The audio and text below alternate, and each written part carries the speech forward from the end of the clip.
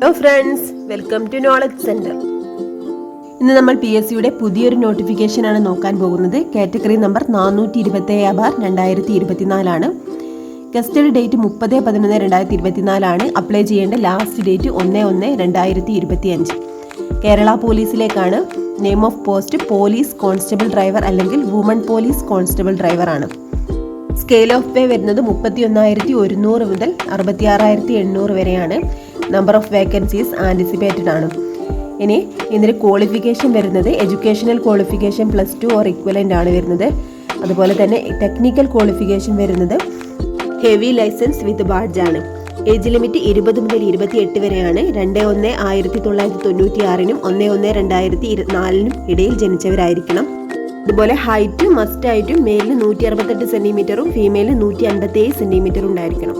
ഇതുപോലുള്ള വീഡിയോകൾക്കായി ചാനൽ ഒന്ന് സബ്സ്ക്രൈബ് ചെയ്യണേ.